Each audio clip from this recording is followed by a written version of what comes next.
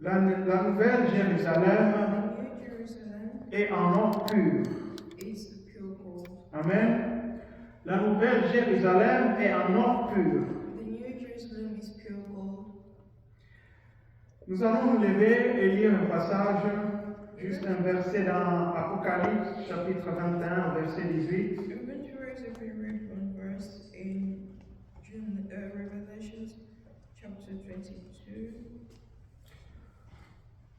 Apocalypse 21, verset 18. Revelation chapter 21, verse 18. La muraille était construite en jaspe et la ville était d'or pur, semblable à du verre pur.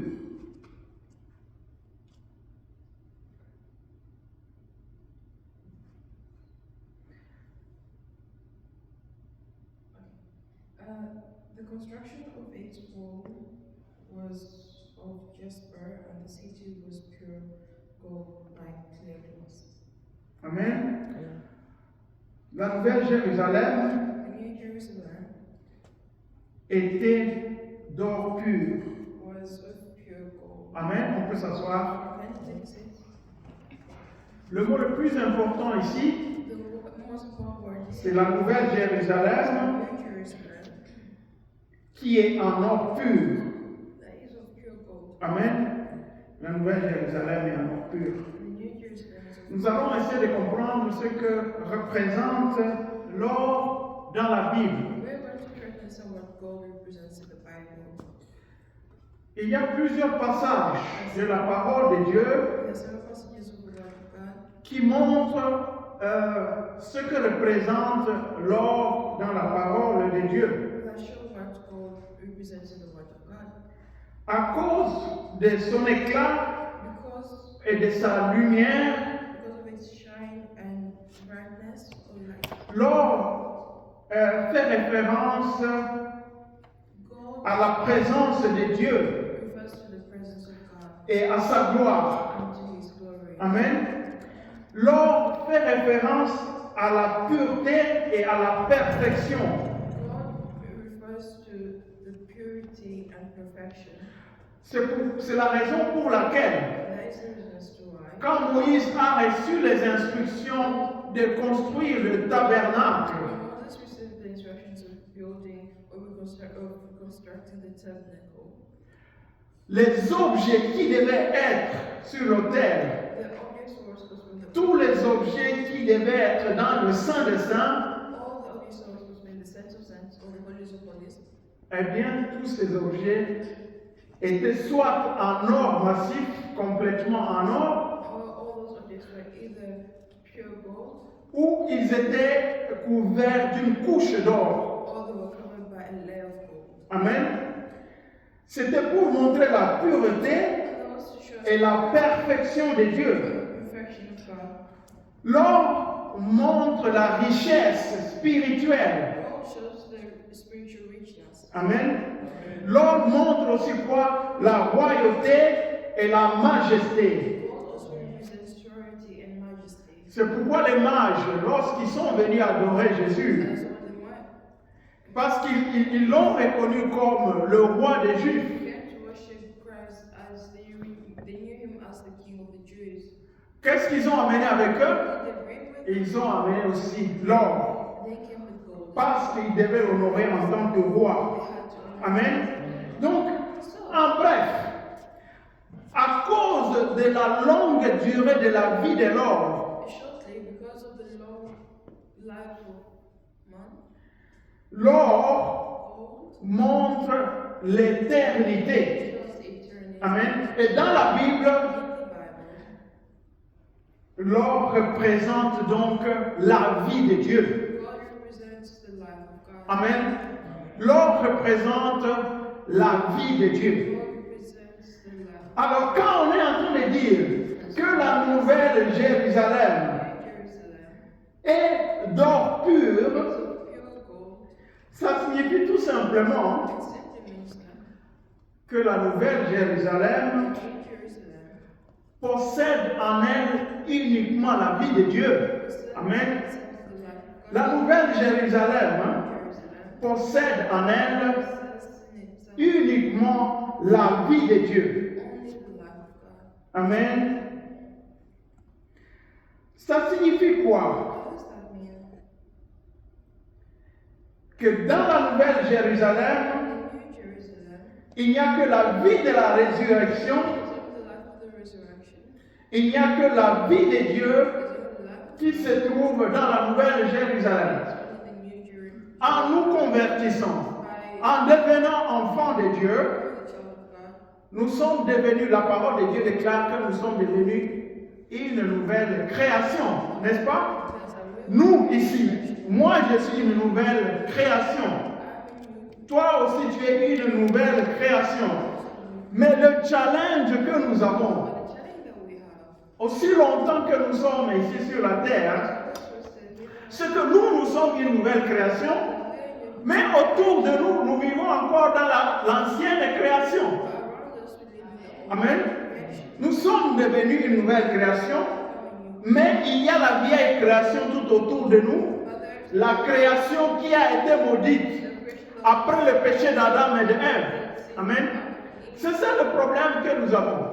Donc, quand tu es une nouvelle création, alors qu'autour de toi, il y a la vieille création, tu es en train de lutter contre ton environnement. Tu es en train de lutter contre ton environnement. C'est comme si tu étais riche, dans un endroit où il y a toute une pauvreté autour de toi, où il y a la misère autour de toi. Même si tu étais riche, eh bien cette richesse, ça ne va pas, ça va pas te donner tout le bonheur que tu devrais avoir. Parce que tout simplement autour de toi, il y a la misère. C'est pourquoi les hommes riches veulent habiter dans des quartiers riches. Et personne ne cherche à habiter dans les quartiers pauvres, même s'ils sont riches. Amen. C'est ça. C'est ça le challenge que nous avons actuellement. Mais dans la nouvelle Jérusalem, tout est de la nouvelle création. Amen. Tout est de la nouvelle création.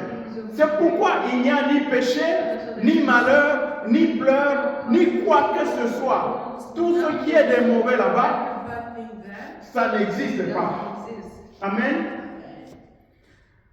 Que signifie que la nouvelle Jérusalem est en or? Pour nous aujourd'hui, pour que nous soyons, pour que nous devenions cet homme collectif, nous avons dit que la nouvelle Jérusalem représente l'homme collectif que Dieu voulait obtenir dans son plan éternel.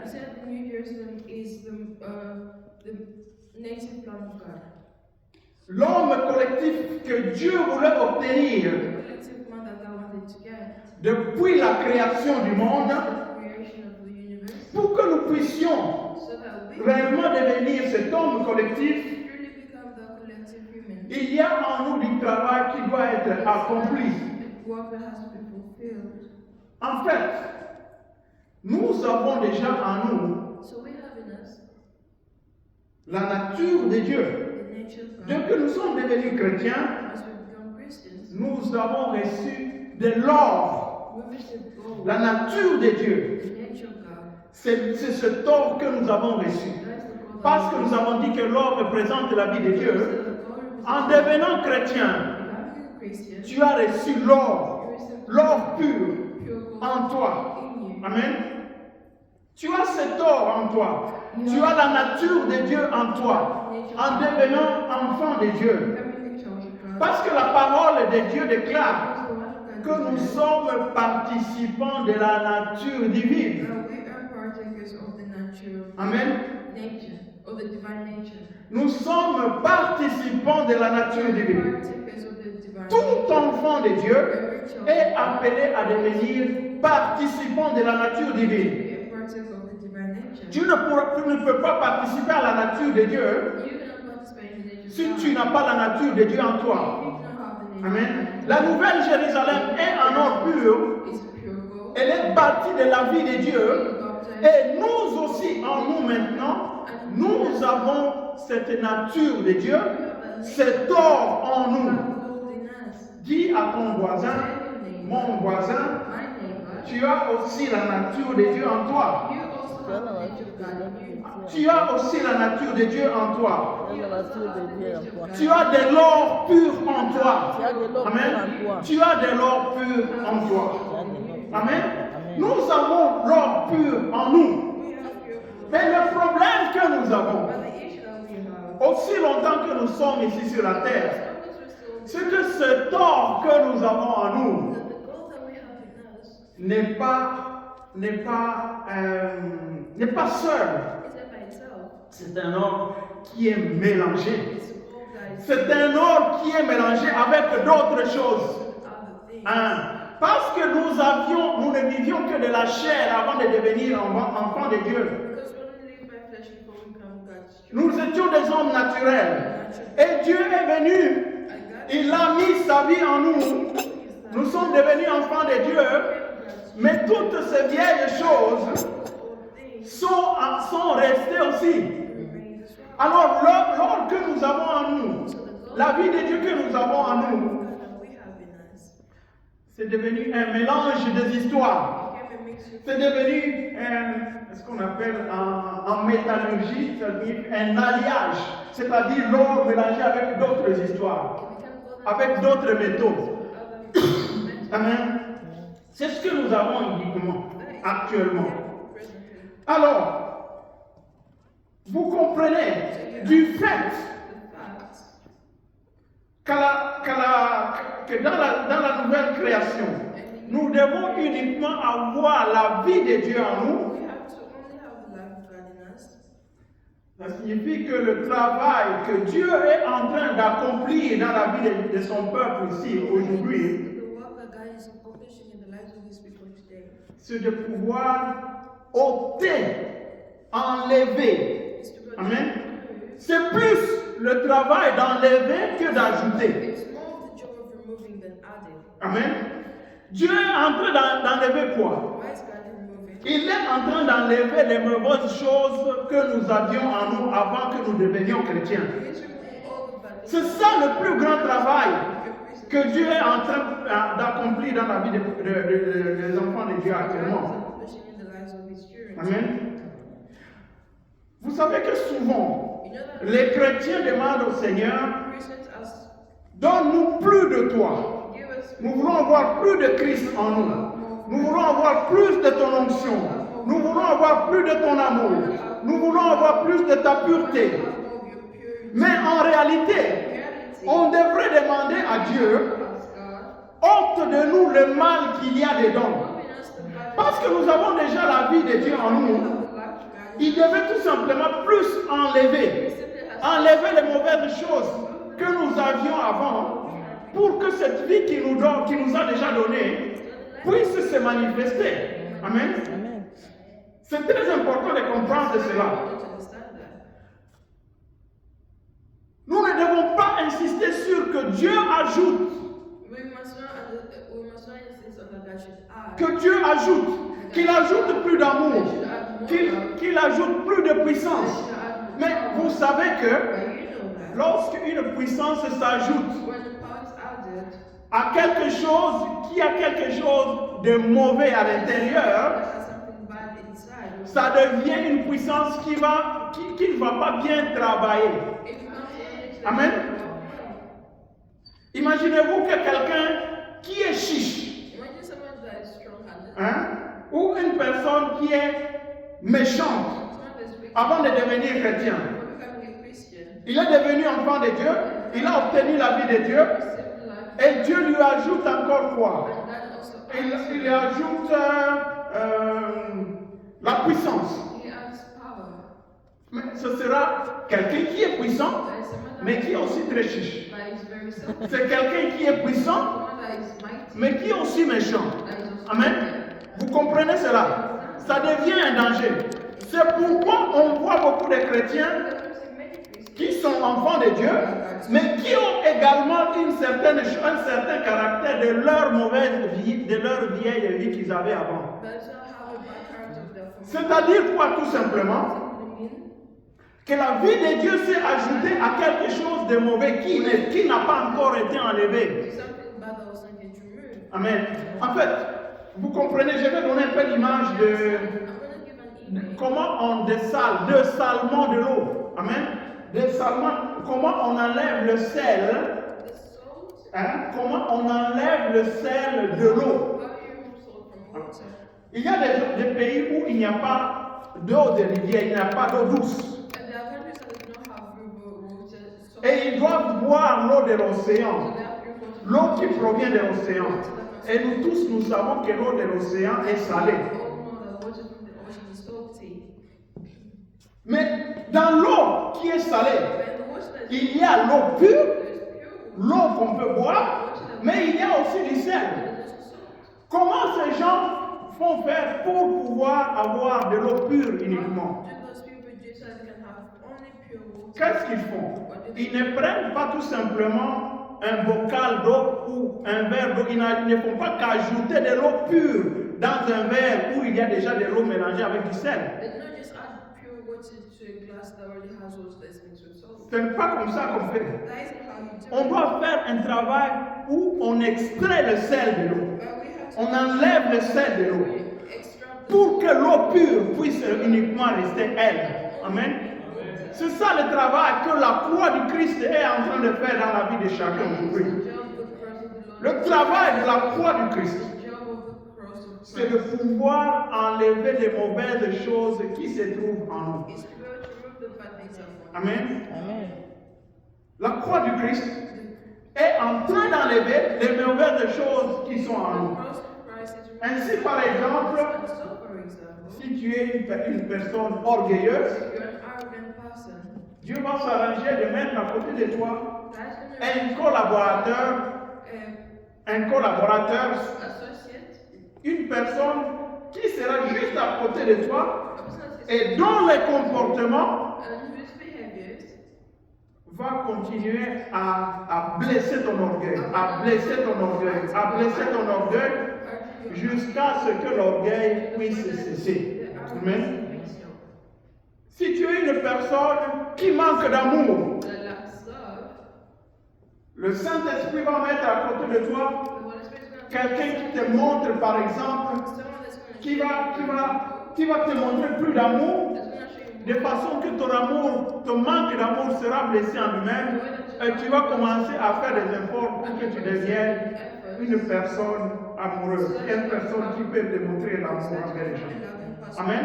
C'est ça le travail que la croix accomplit dans la vie de ses enfants, dans la vie des enfants de Dieu. Donc, nous devons apprendre à prier, à demander au Seigneur, Seigneur, n'ajoute pas seulement les choses positives à moi, enlève aussi les mauvaises choses qui sont en moi. Amen. Enlève d'abord les mauvaises choses.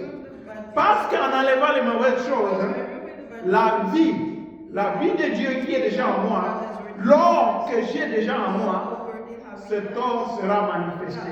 Il va rester seul. Amen. La troisième chose que je voudrais apprendre, sur laquelle je voudrais insister aujourd'hui, par rapport au fait que la nouvelle Jérusalem est en or pur, je voudrais indiquer ceci, que Dieu ne peut pas se mélanger avec d'autres choses. Dans l'œuvre de Dieu,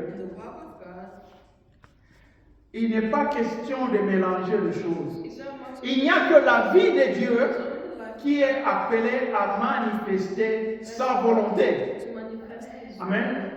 Vous savez que tout ce que nous avons naturellement, nous, enfants de Dieu, tout ce que nous avons naturellement et que nous n'avons pas reçu de Dieu à notre nouvelle naissance, tout cela n'est que pourriture.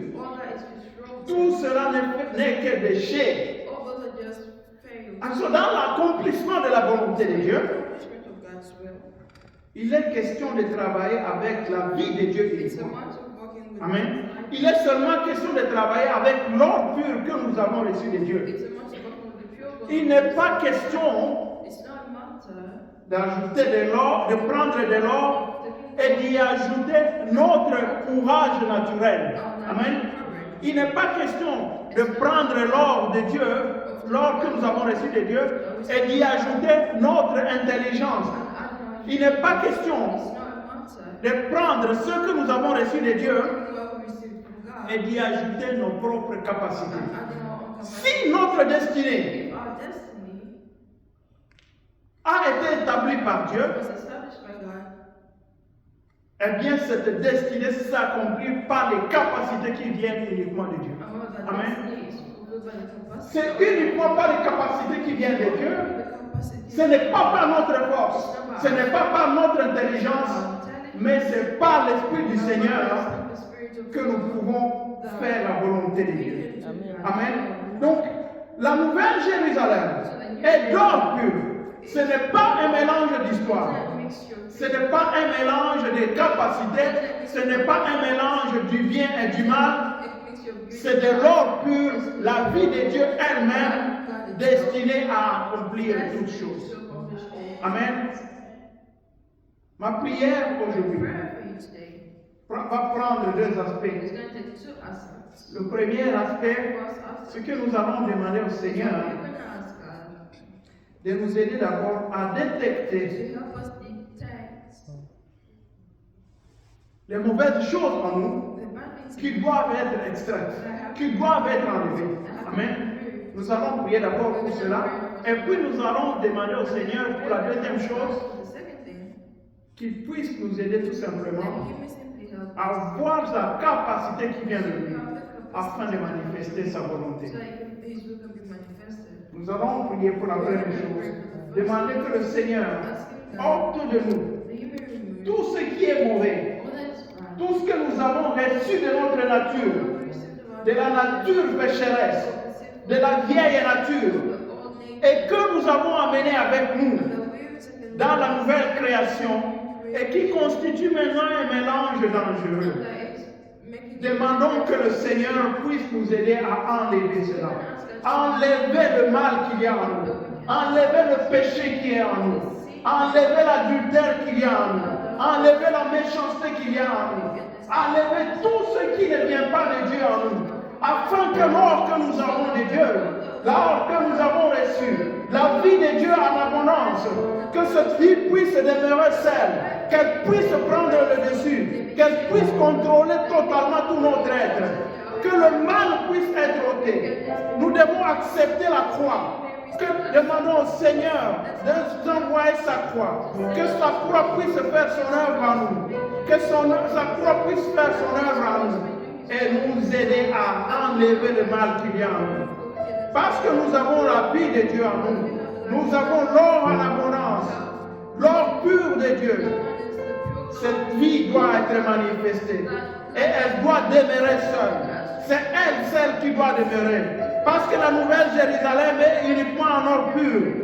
La nouvelle Jérusalem n'est pas faite d'or et de bronze. L'or, la nouvelle Jérusalem, ce n'est que l'or pur. Ce n'est pas un mélange de terre. Ce n'est pas le fer. Ce n'est pas autre chose. C'est de l'or pur. Nous sommes aussi appelés à devenir l'or pur. Vivre de la vie de Dieu. Vivre de la vie de Dieu. Et le Saint-Esprit nous aide à enlever le mal qu'il y a en nous. Le Saint-Esprit nous aide à enlever le mal qu'il y a en nous. Glorieux tendre Père, nous demandons que ta capacité puisse nous guider. Tu ne veux pas que nous puissions mélanger les capacités qui viennent de toi et nos propres capacités. C'est par ton esprit seulement. C'est par ton esprit seulement que nous devons marcher vers notre destinée. Glorieux tendre Père, nous t'en supplions pour tes enfants, dans notre démarche de chaque jour, dans notre course de chaque jour. Tu veux que nous puissions, que tu puisses nous guider toi-même, que nous ne puissions pas mélanger notre capacité, que nous ne puissions pas mélanger notre intelligence, Que nous ne puissions pas mélanger notre zèle, mais que nous puissions dépendre du zèle qui vient de toi, de l'intelligence spirituelle qui vient de toi, de la capacité intellectuelle qui vient de toi. Merci Père, parce que c'est toi Seigneur, c'est toi qui nous donnes cette capacité, c'est toi qui nous donnes la lucidité de pouvoir comprendre ceci vient de nous et ceci vient de Dieu et nous devons choisir de suivre ce qui vient de toi. Merci Seigneur pour ta présence dans nos vies. Au nom de Jésus, Amen.